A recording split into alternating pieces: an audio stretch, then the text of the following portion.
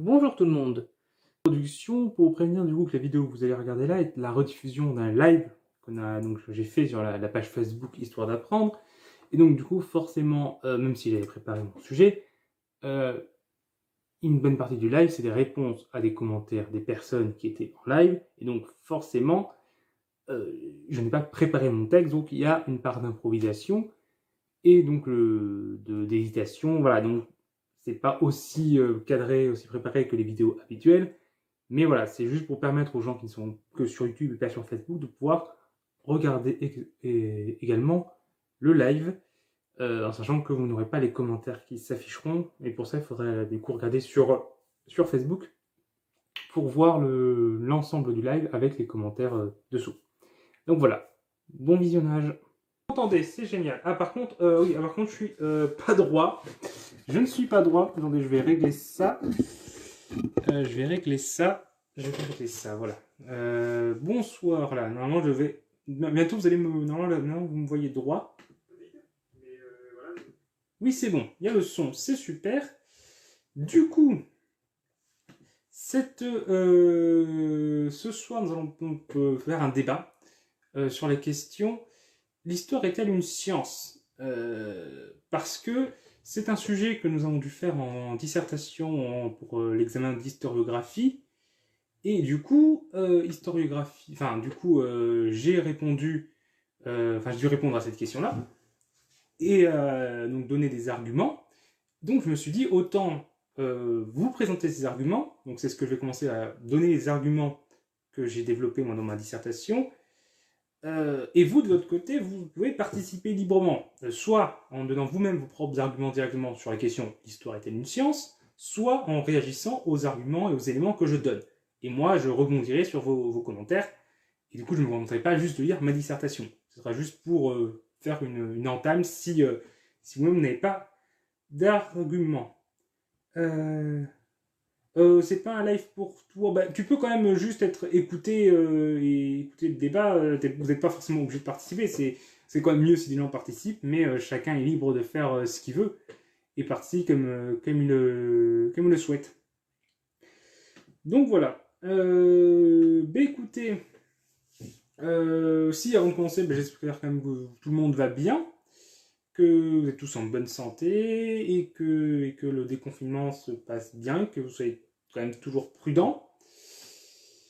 Et puis voilà. Du coup, la question de l'histoire est-elle une science? C'est une question qui est en fait assez ancienne, au final aussi ancienne que l'existence même de l'histoire, puisque les premiers historiens ou proto-historiens se posaient déjà la question. Beaucoup d'encre ont également coulé sur cette question. Ça a été sujet de avec les sciences et uniquement les sciences dures, et d'autres qui vont considérer que c'est plus large. Donc oui, globalement, la science, enfin l'histoire, rentre dans la catégorie des sciences sociales et humaines, et donc comme toutes ces sciences-là, il y a toujours eu de la part d'une partie des sciences dures, certaines considérations, on considère que c'est pas quelque chose d'assez fiable, d'assez rigoureux pour être considéré vraiment comme une science. Donc il y a cette opposition-là qui existe depuis un moment. Et les historiens, de leur côté, cherchent à définir leur activité. Et aussi, les historiens ont quand même à cœur une certaine... Mais ils ont envie de faire ce travail sérieux. Et donc, ils voient dans leur... ils peuvent voir un aspect scientifique à leur travail, ou en tout cas peuvent se poser cette question.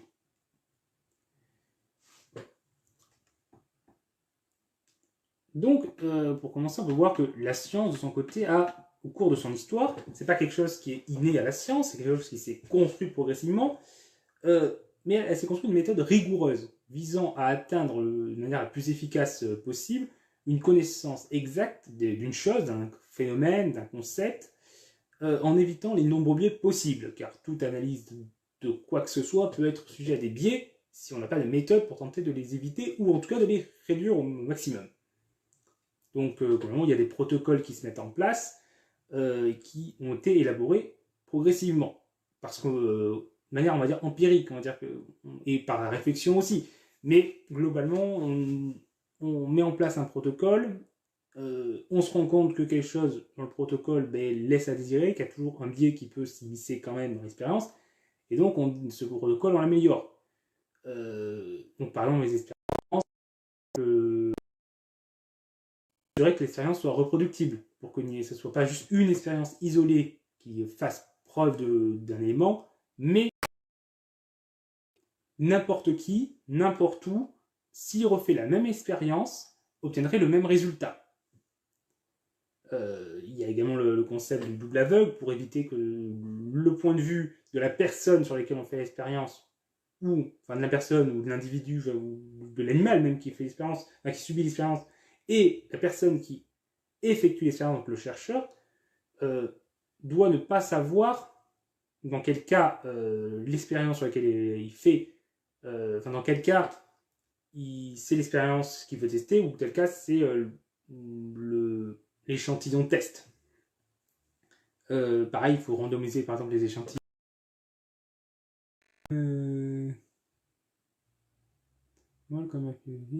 Alors, il y a un commentaire, donc je vais le lire, parce qu'il ne s'affiche pas entièrement sur mon téléphone.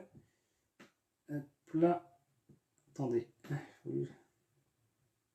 Donc, ayant fait des études en bac pro, j'ai jamais fait de philo ni de débat sur ce sujet. Pour moi, c'est une science, mais on peut considérer comme une science molle, comme la physiologie. Comme la psychologie. Là-dessus, c'est juste la question, oui, en fait, de qu'est-ce qu'on définit comme une science au final, et est-ce qu'on considère une science uniquement comme quelque chose de vraiment très rigoureux où les résultats sont absolument fiables à 100%, et dans ce cas, on verrait que même certaines sciences considérées comme dures peuvent, sur certains aspects, ne pas rentrer dedans, soit on considère que c'est plus large, et que c'est plutôt une question de méthode.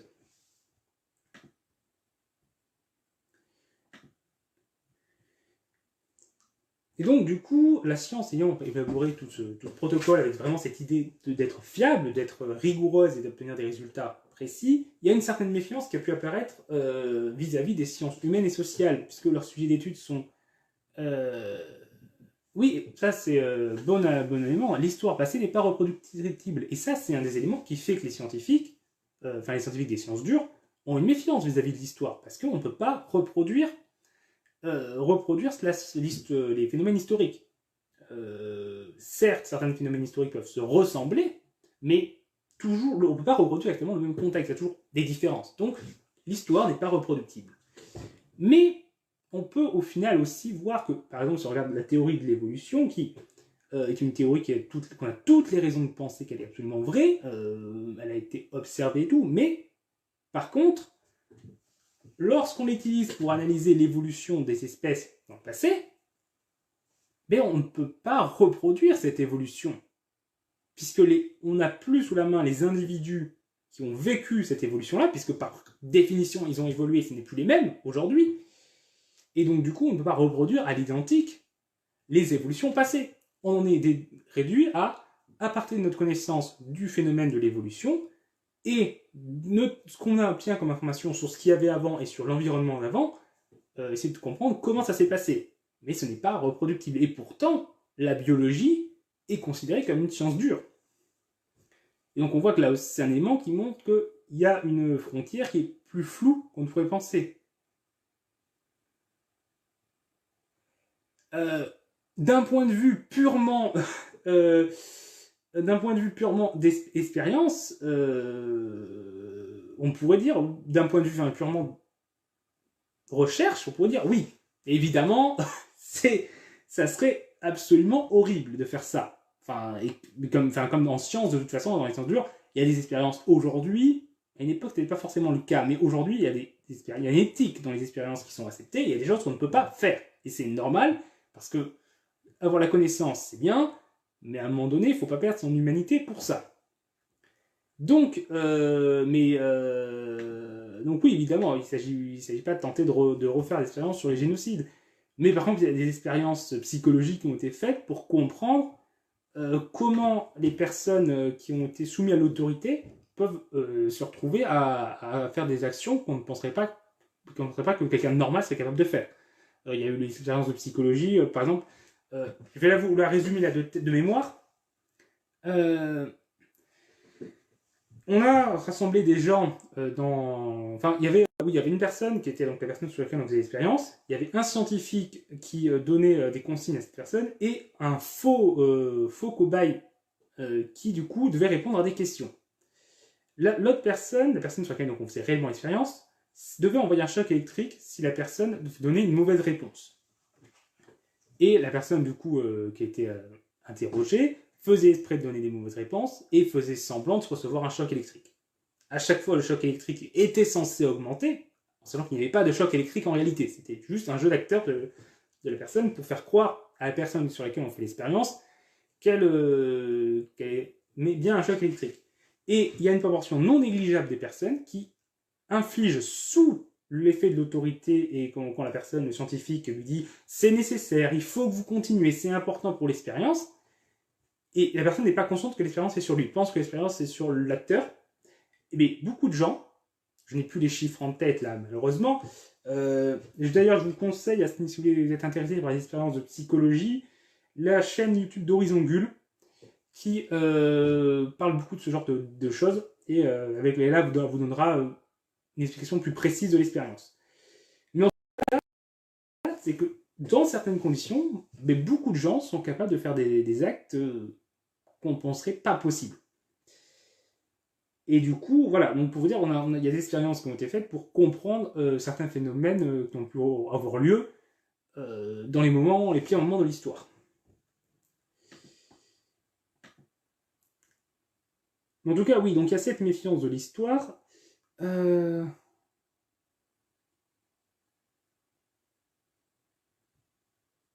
L'histoire est inscrite dans la science que si tout est compris et si on a tiré une leçon des événements pour un monde meilleur, pas moins bien. La science en soi n'a pas vocation à dire qu'est-ce qui... La science en soi a surtout vocation à dire comment est le monde et qu'est-ce qui est réalisable. Non, c'était un vrai cobaye, un faux scientifique exacteur autour. Oui, ce que je veux dire, oui, le vrai cobaye, c'était qui ne savait pas qu'il était un cobaye, c'est la personne qui était censée infliger les chocs électriques. Par contre, la personne à qui on posait les questions était lui un faux cobaye et faisait semblant de recevoir les chocs électriques. C'était un acteur. Voilà, j'ai peut-être été flou dans mon explication puisque j'avais pas prévu de parler de cette expérience-là à la base et qu'elle est venue par la discussion. Donc forcément, je l'ai dit de tête et en improvisant. C'est les défauts des lives, c'est que forcément, on est obligé d'improviser sur certains aspects.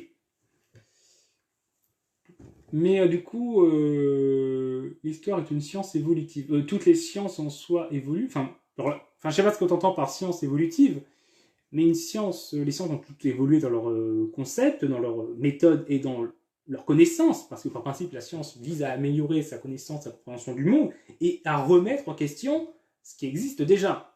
La science avance globalement en prouvant que ce qui était avant était incomplet et insuffisant pour comprendre le monde et expliquer. Après, si tu parles de l'évolutif, parce qu'elle étudie un sujet qui évolue, la biologie aussi, dans ce cas-là, est une science évolutive.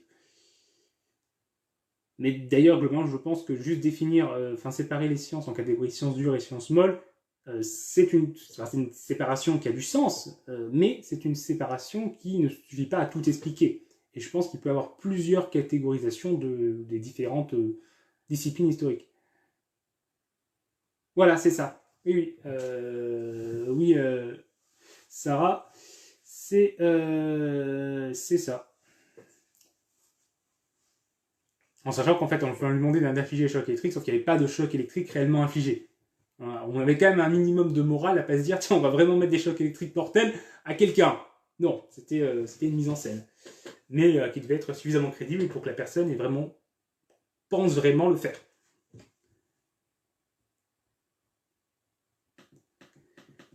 Après, autre élément qui fait aussi que l'histoire peut paraître non scientifique à un scientifique, c'est la subjectivité. Parce que même si l'historien a normalement censé être objectif et ne pas faire intervenir son opinion, l'historien est un être humain. L'historien est un être humain qui a des opinions et forcément sera influencé. Et on peut prendre un exemple, c'est que par exemple, un historien communiste n'aura pas forcément la même vision de l'histoire de l'URSS qu'un historien libéral. Il aura tendance à être biaisé positivement, l'autre biaisé négativement. Et aucun ne sera forcément avoir vraiment la vision exacte de ce qu'était l'histoire de l'URSS. Ce qui est aussi l'intérêt de savoir d'où parle un historien, enfin un historien ou une personne qui parle d'histoire, quand une personne vous parle d'histoire, savoir d'où elle parle, pour ça, et éventuellement savoir quels sont les biais qu'elle peut avoir. Par exemple, moi, dans mon cas, je suis de gauche, communiste, donc évidemment, quand je vous parle de sujet, même si j'essaye de pas trop, de vraiment parler des faits réellement, je suis biaisé. Voilà. Mais je ne m'en cache pas, et que ça permet à chacun de savoir d'où on parle. Et aussi, du coup, de pouvoir se composer aussi une diversité dans les personnes qu'on écoute, qu'on consulte pour apprendre l'histoire. Voilà. Et globalement, il y avait un historien qui disait que pour que l'histoire soit complètement neutre, l'historien ne devait être d'aucun temps, ni d'aucun pays, sauf que dans les faits, c'est impossible. On parle toujours d'un pays, d'une époque donnée, et pour ajouter un autre élément, c'est que l'historien ne peut pas parler de tout. Il y a toujours des choses dont l'historien ne pourra pas parler, parce que l'histoire, c'est trop vaste. Donc il y a une sélection des faits dont on va parler. Et ce choix des faits dont on va parler se fait souvent par ce que l'historien va juger le plus important dans l'événement qu'il va étudier, et le choix des événements qu'il va étudier va se faire aussi sur son propre affect, sur qu'est-ce qui va l'intéresser de parler, sur quoi il va vouloir se spécialiser. Et ça, mais comme ça dépend de lui, c'est forcément ça un biaisé. Moi, par exemple, je suis intéressé par l'histoire contemporaine, par l'histoire sociale, l'histoire des mouvements de grève, l'histoire des révolutions, parce que, du fait de mes opinions politiques, je me suis intéressé rapidement à ces sujets. Et donc, de fait, quand je peux étudier l'histoire, ces sujets m'attirent. D'autres sujets peuvent m'attirer. Forcément, je suis biaisé par mon affect sur les sujets qui vont m'intéresser et dont je vais le plus parler. Donc, du coup, l'histoire va sembler manquer de fiabilité pour certains scientifiques des sciences dures et des sciences exactes. Et donc, par là, ne pas être considéré comme une science. Et au moins, comme on a commencé à le dire, les choses ne sont pas aussi binaires que ça. Les sciences sociales et humaines sont quand même dotées de méthodes pour essayer d'être comme rigoureuses, de ne pas faire n'importe quoi.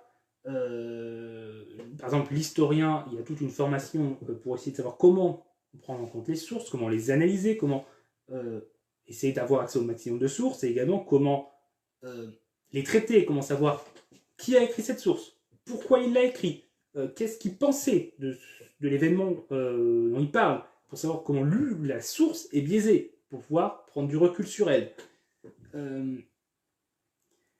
Ensuite, ben oui, est-ce que l'auteur avait des intérêts à mentir aussi dans la source? Parce que s'il avait intérêt à mentir, à un moment, ben, il faut savoir ne pas prendre au pied de la lettre ce qu'il dit, et vérifier avec d'autres sources. Donc aussi, il y a tout le travail de vérification avec de multiples sources, quand c'est possible, parce que parfois il y a des événements, il y a des situations où on n'a qu'une seule source. Donc là, on est réduit à dire, on nous dit que c'est ça, et peut-être que c'est pas ça. Et essayer de déterminer à quel point il y a un risque que ce soit pas ça, en fonction de savoir si l'auteur avait raison ou pas de mentir, ou de se tromper. Savoir si lui, il connaissait le sujet ou pas, parce que ça peut être un random qui parle d'un sujet qui ne le concerne absolument pas, il n'a aucune raison de mentir, mais il n'a pas de raison non plus de connaître le sujet. Dans ce cas-là, il ne ment peut-être pas, mais il se trompe peut-être. De plus,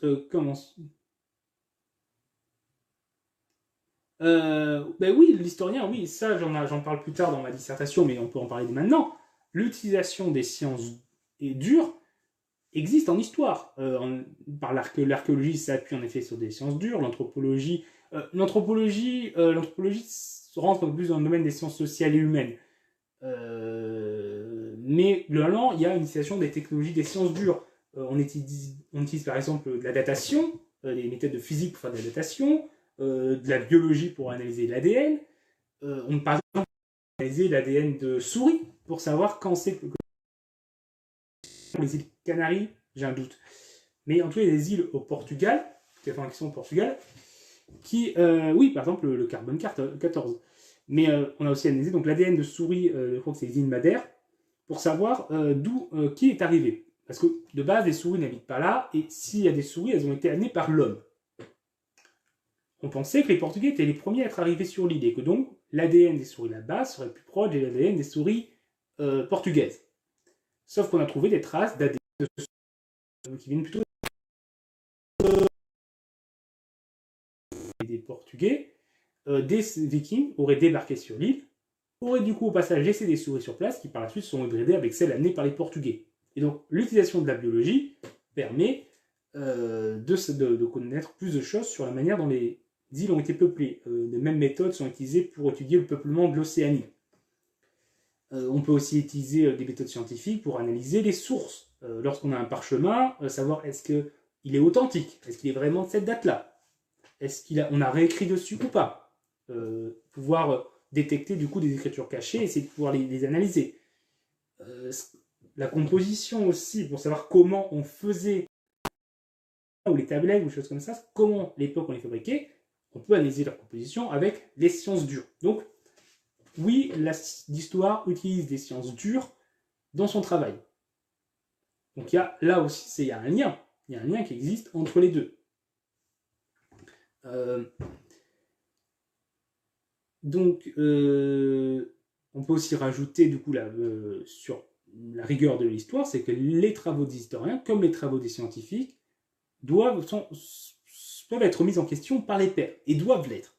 Quand un scientifique fait un travail, tous les autres de son domaine d'activité analysent, enfin tous les autres peuvent le faire et une partie le font, analysent ce qu'il a fait, sa publication et la critique. On l'a constaté récemment dans l'actualité, les débats entre scientifiques sur des publications, on l'a vu en médecine. Je ne vais pas rentrer dans ce débat parce que sinon ça va être la guerre dans les commentaires, je sens, donc on va éviter. Mais en tout cas, oui,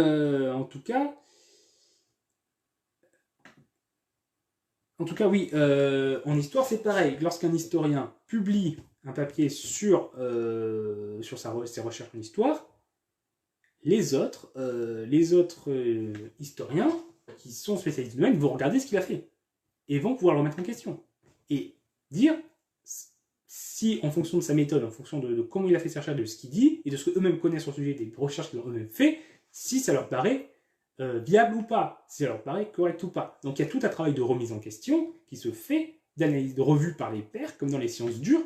Et donc on voit que voilà, l'histoire, c'est pas juste un foutraque où n'importe qui fait comme en sciences dures.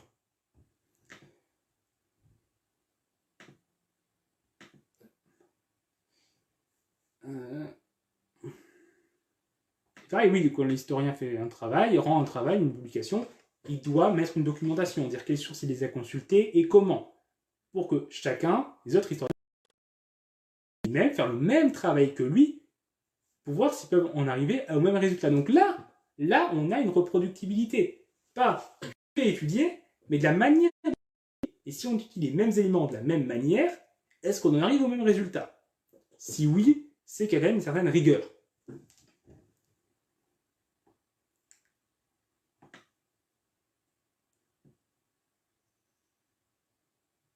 Et puis oui, comme je vous dis, au niveau des biais, dans les sciences dures, des controverses scientifiques, il y en a eu beaucoup en médecine récemment, y compris par des gens qui sont compétents des deux bords, ce qui montre que même dans les sciences dures, il y a des biais qui peuvent exister et qu'on n'arrive pas toujours au même résultat. Oui, et moi c'est pour ça que je mets mes sources, les sources que j'ai dans les vidéos. Sur les publications Facebook, bon, c'est des petits trucs, on rentre pas dans les détails. Globalement, c'est vrai on source moins. Par contre, dans les vidéos YouTube que je fais, il y a les sources en description et que vous pouvez donc aller voir, pouvoir retrouver les informations que j'ai trouvées et voir où c'est que je les ai trouvées. Et globalement, si vous avez des questions sur où on trouve une information, que ce soit sur nos publications Facebook ou sur les vidéos, j'y répondrai avec plaisir et vous indiquer où c'est que j'ai trouvé l'information.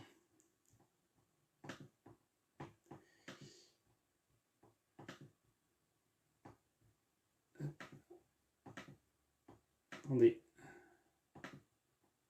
Je vais... attendez, juste que je clique sur un truc. Je suis à vous dans 30 secondes. Voilà.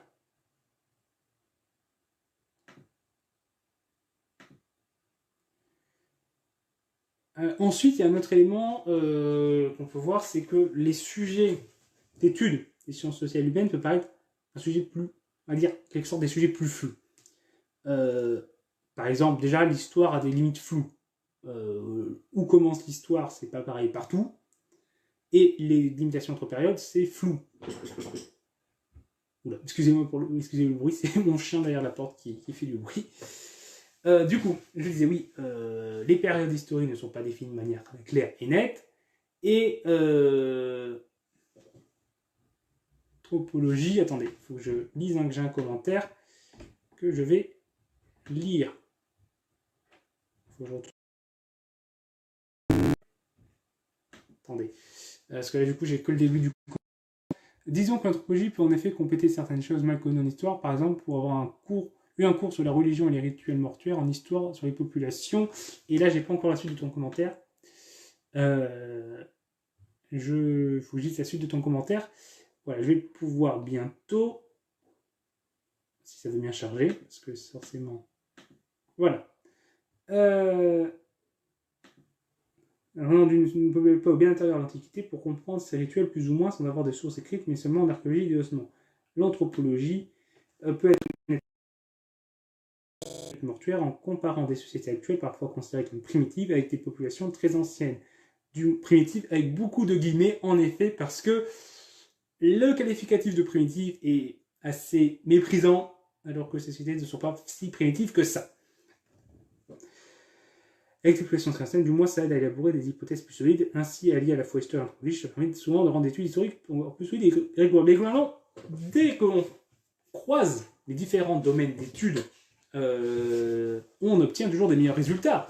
Comme j'ai dit, quand on s'appuie sur les sciences dures en histoire, on améliore le domaine, mais comme si on s'appuie sur la psychologie, l'expérience de psychologie dont je vous ai parlé tout à l'heure a permis aussi de comprendre comment certaines personnes ont pu en arriver à des comportements. Donc c'est assez utile. Il y a toute une histoire aussi de la psychologie, une histoire des pensées, une histoire des émotions, et ça appuie sur la psychologie. Comme on peut s'appuyer sur le droit pour comprendre l'évolution du droit. Bref, les domaines d'études sont liés entre eux, et il y a et ce serait bête de se fermer aux autres domaines et de rester que dans son domaine. Forcément, on limite la pertinence de notre travail si on fait ça. Non, il faut s'ouvrir au maximum aux autres domaines, travailler avec les spécialistes des autres domaines pour arriver au meilleur résultat possible. Donc, que ce soit l'anthropologie ou toutes les autres sciences sociales, humaines, dures, exactes, ce que vous voulez.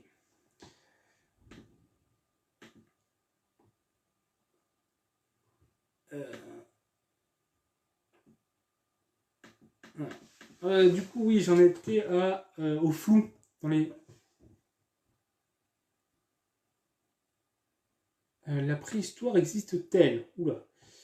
Je vais lire tout en commentaire. La préhistoire existe-t-elle réellement quand on sait que l'on sait de plus en plus de choses sur le paléolithique et le néolithique? La naissance des cultures ne peut plus être utilisée comme une unité d'histoire dans son sens. Mon avis, déjà, c'est que toute délimitation est par définition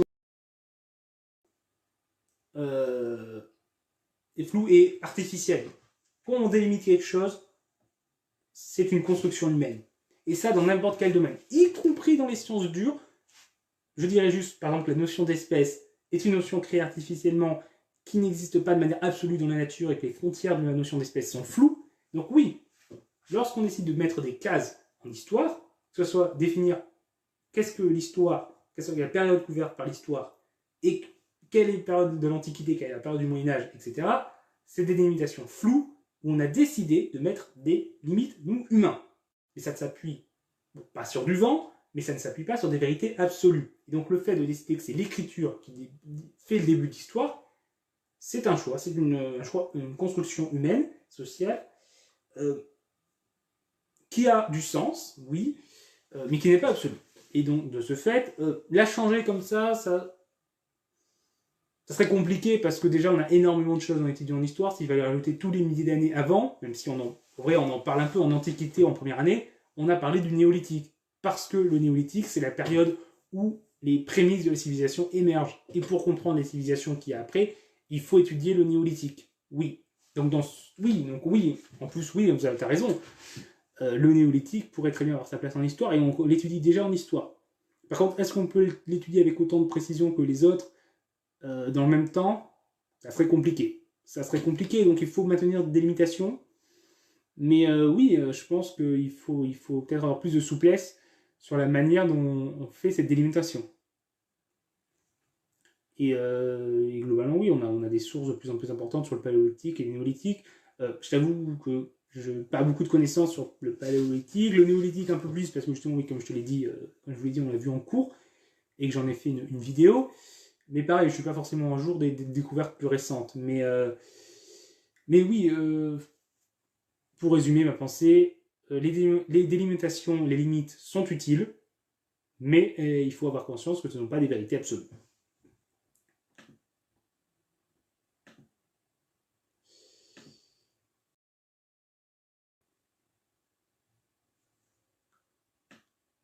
Et donc là aussi, du coup, on recoupe avec ce que je disais, ce que j'avais dit dans ma dissertation, c'est que oui, les sujets d'histoire sont flous, les limitations sont floues, mais en sciences dures aussi, quand on définit une espèce, c'est flou parce qu'une espèce, ça n'apparaît pas du jour au lendemain, c'est une évolution progressive génération en génération, et il n'y a pas un jour où tu as un parent qui est d'une espèce et l'enfant qui est d'une autre espèce. Non, ça n'existe pas. Il n'y a pas de moment où on passe d'une espèce à une autre. C'est progressif. Donc, à un moment, il faut placer la limite de manière artificielle.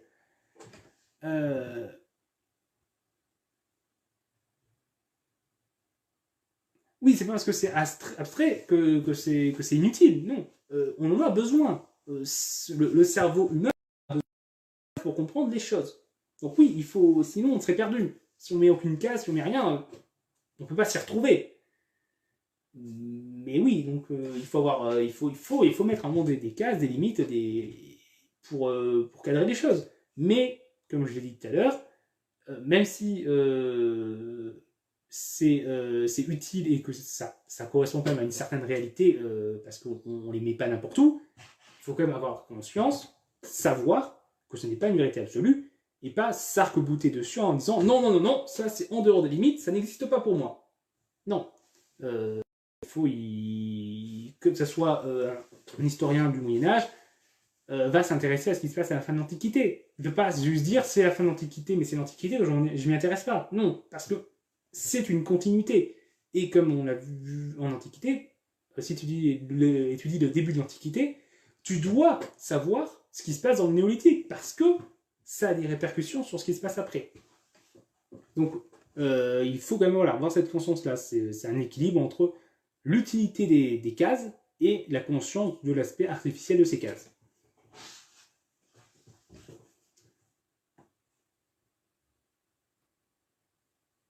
Et là, au final, on arriverait du coup à ce qui serait... C'est que la limite entre sciences dures et sciences sociales humaines serait au final plus floue qu'on ne pourrait le penser au premier abord, comme toute limite. Et qu'à un moment, on a décidé de placer une limite qui correspond bien à quelque chose en effet, mais pas à une vérité absolue et indépassable.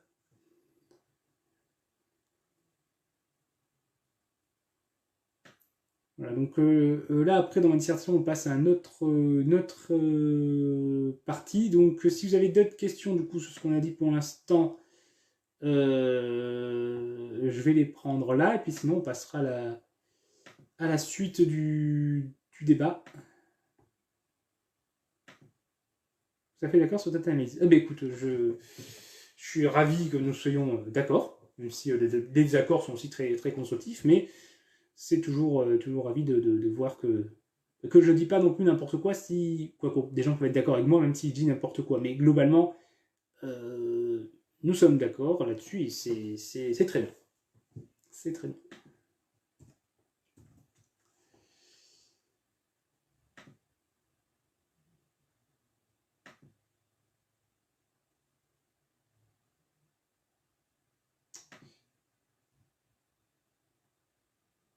Bon, mais du coup, je pense qu'on va passer à la suite du débat.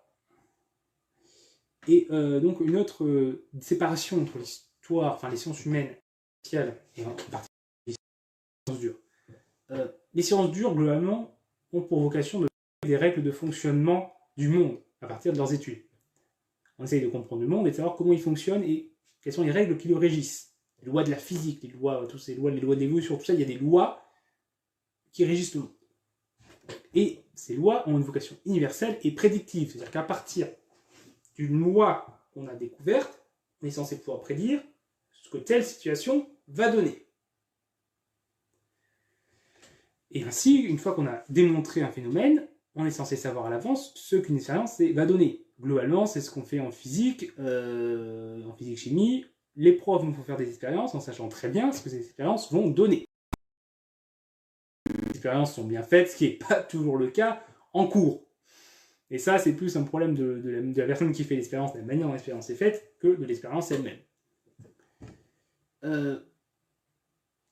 En histoire, c'est différent. En histoire, l'histoire n'a pas vocation prédictive. On ne peut pas... ça fonctionne à rebours, en fait. On étudie un phénomène, on essaye de comprendre comment ce phénomène s'est passé. Mais on ne peut pas, à partir des éléments qu'on a 10 heures, dire, sans l'avoir étudié, tiens, ça va donner ça après.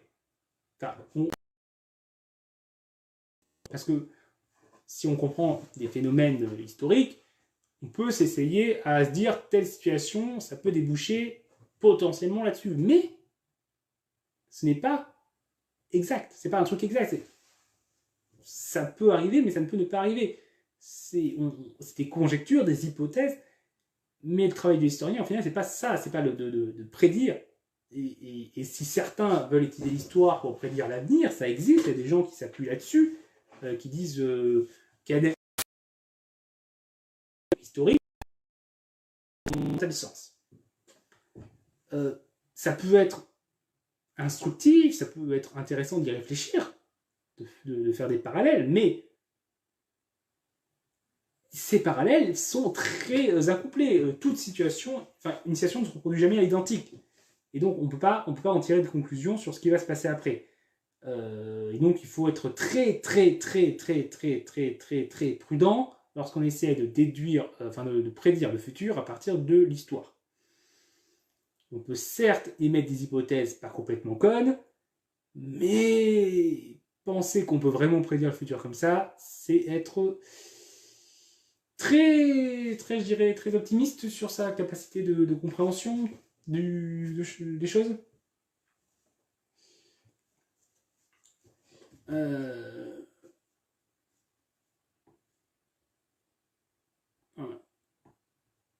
Après, pareil, pour les sciences dures, la biologie, lorsqu'elle étudie la théorie de l'évolution, n'est pas absolument prédictive. Parce que la théorie de l'évolution dit quels sont les phénomènes, comment l'évolution se passe, nous dit comment on est arrivé d'une espèce donnée vers une autre espèce, mais par contre, on ne peut pas dire comment une espèce future va évoluer. On peut avoir des idées de comment ça va se passer. Il y a des gens, qui font des biologistes, qui ont déjà fait des livrets de possibles futures créatures, futurs animaux, futures plantes, ou du futur de l'humanité, en imaginant comment ces êtres vivants vont évoluer. Mais ce n'est que des hypothèses. Il est impossible. En théorie, on pourrait le faire si on savait exactement l'ADN de chaque être vivant sur Terre, l'état exact de l'environnement, l'évolution exacte de cet environnement, et si on connaissait l'ensemble des éléments pouvant perturber l'ADN qui vont arriver. Si on connaissait tout ça à l'atome près, peut-être qu'en théorie, on serait capable de prédire l'évolution future. Mais avoir une telle connaissance, c'est juste impossible. Donc, il y a beaucoup trop d'incertitudes pour savoir comment l'évolution des espèces va se poursuivre. Pourtant, là aussi, la biologie, c'est une science dure. Mais elle n'a pas partout vocation prédictive.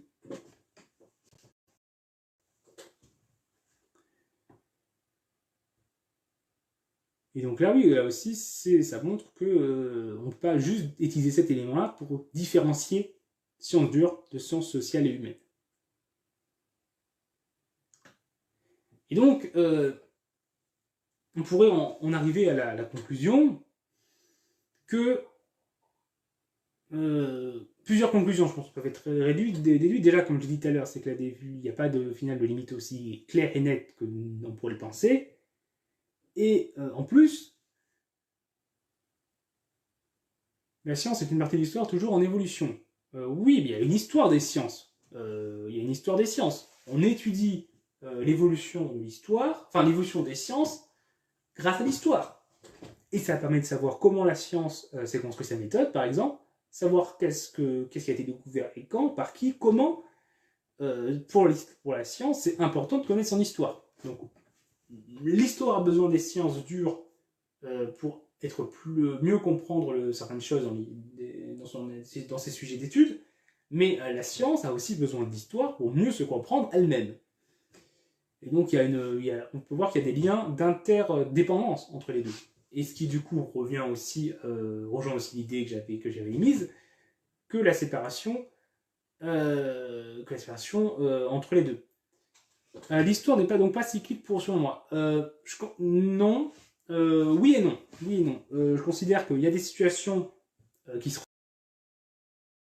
dans l'histoire. Enfin, l'histoire n'est pas au hasard. Il y a des phénomènes, il y a des règles très complexes, très nombreuses, qui font les phénomènes historiques. Et de fait, si on arrive à une situation comparable, il y a certains phénomènes qui vont se dérouler de manière comparable. Et donc, il peut y avoir des cycles dans l'histoire. Mais c'est pas des cycles parfaits. Ça ne reproduit pas à l'identique. Donc, du coup, on ne peut pas dire il s'est passé ça par le passé, il va se passer ça dans le futur. On peut dire il s'est passé ça dans le passé, il pourrait se passer ça dans le futur. Et il y a une citation, je ne sais plus de qui, mais qui dit l'histoire ne se répète pas, mais parfois elle bégaye. Je pense qu'on pourrait résumer mon point de vue ainsi là-dessus. Voilà. Et ensuite, j'ai un autre commentaire plus long que je vais donc vous lire, enfin que je vais lire, si ça veut bien charger. Parce que du coup, sur mon téléphone, je ne peux pas avoir l'entièreté des commentaires que j'ai sur l'ordi. Et sur l'ordi, j'ai mon texte de dissertation, donc il faut à chaque fois que je change de page. L'histoire ne peut pas être une science pour deux raisons. La première est que la science est caractérisée par l'universalité des conclusions auxquelles elle arrive. Quand l'histoire est condamnée à étudier des phénomènes marqués par un contexte et des circonstances qui font de ces phénomènes des cas particuliers non universels par essence. La deuxième raison, c'est qu'une science est caractérisée par une recherche d'objectivité en éliminant tous les paramètres qui faussent cette dernière. L'histoire est une interprétation d'un événement retranscrit par des acteurs de cet événement. Les chroniques anglo-saxonnes, les écrits d'Hérodote, Polybe ou Tacite sont clairement subjectifs. Par contre, on peut considérer l'archéologie comme une science qui traite de l'histoire. Alors, déjà, je vais commencer par répondre par ta deuxième raison. Oui, l'histoire est forcément plus marquée par la subjectivité que les sciences dures. Par contre, lorsqu'on étudie une source, on cherche à savoir quelle était la subjectivité de l'auteur de cette source, histoire de la comprendre. Histoire de pouvoir, excusez-moi, j'ai un message qui est arrivé en même temps, donc ça m'a déconcentré. Donc, histoire de savoir quels étaient les biais de cette source et pouvoir analyser les faits en ayant conscience de ces biais pour prendre de la distance. Et si possible, comparer avec d'autres sources ayant d'autres biais, histoire de multiplier les points de vue pour essayer d'arriver à un point de vue plus objectif. Et donc cette histoire a quand même une méthode pour ça, une méthode qui la rapproche des sciences. Même si...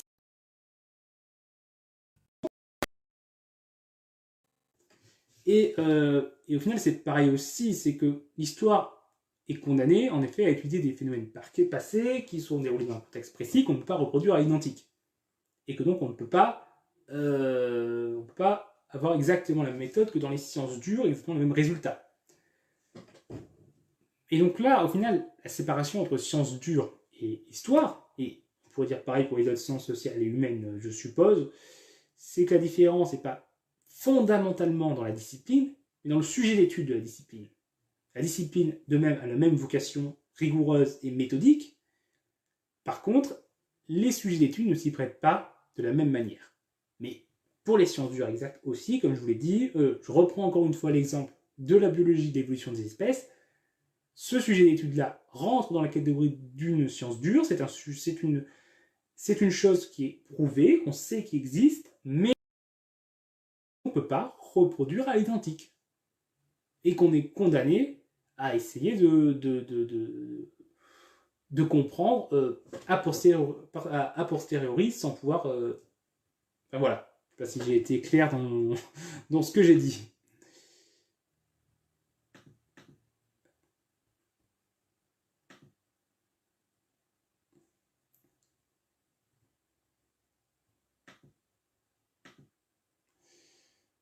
Voilà, donc là, oui, c'est que l'histoire et les sciences n'ont pas une séparation précise et nette. Au final, ce qui pourrait plus se différencier, c'est leur sujet d'étude, plus que leur nature propre de discipline. Et ce qu'on pourrait aussi donc dire, c'est que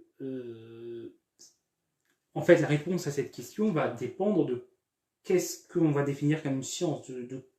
Parce que de fait, sciences sociales humaines, on appelle ça science. Pourtant, on se pose la question de savoir si une science, dans la définition de ce qu'est une science, on définit une science, on va pouvoir dire si l'histoire est une science ou pas. Et de même, certaines définitions de la science pourraient exclure certaines parties de la biologie. Parties qui sont pourtant très rigoureuses.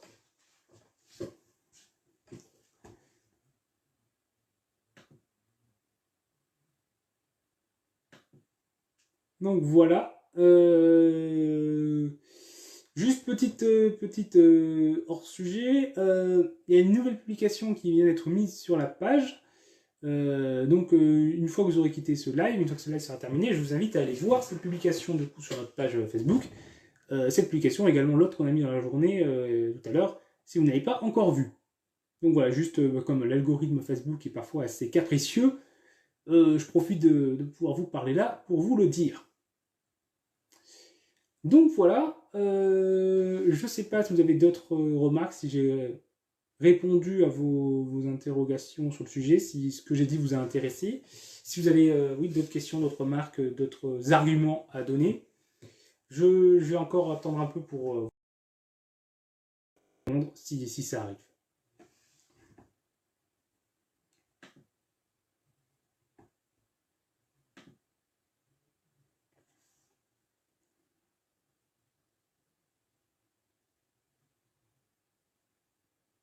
Alors, l'universalité des conclusions n'a aucune valeur. L'histoire n'est pas une science exacte car on ne peut pas prouver que par l'expérience, comme dans les sciences physiques et chimiques. Cependant, on peut constater des suites d'événements qui se reproduisent et les hommes ont un héritage qui les détermine. Donc l'histoire peut être une science, même si elle n'est pas une science expérimentale. Oui, on peut dire ça, oui. On pourrait définir les sciences expérimentales d'un autre côté et les autres sciences d'un autre côté. Par contre, je vois pas trop ce que tu veux dire par l'universalité des conclusions n'a aucune valeur. Je sais pas si exactement ce que c'est que en histoire, il n'y a pas vraiment d'universalité des conclusions, ou si c'est plus global, ta remarque. Donc là, je ne sais pas trop. Et oui, l'histoire n'est pas une science exacte. En effet, ça. La question c'est l'histoire est-elle une science? Si on demandait l'histoire est-elle une science exacte, je vous répondrais sans hésiter non, parce qu'en effet, on n'a absolument jamais de réponse absolument exacte aux questions qu'on se pose. Par contre, oui, la question l'histoire est-elle une science, elle a une réponse beaucoup plus compliquée à donner. On peut constater que des suites d'événements qui se reproduisent plus ou moins, comme je l'ai dit, ça ne se reproduit rarement complètement identique parce que le contexte n'est jamais exactement le même. Mais oui, il y a des reproductions approximatives. Et ont un héritage historique, des formes ou pas, mais un héritage qui les détermine. Oui, on est hérité par notre contexte historique, par notre héritage. Entre autres, il y a des choses qui nous déterminent, mais oui, tout notre passé, la vision qu'on a de ce passé, et le contexte social et culturel dans lequel on est et on grandit, et ce contexte-là étant issu en partie de l'histoire, oui, tout ça, ça nous détermine. Et donc ça nous détermine aussi la manière dont on va être.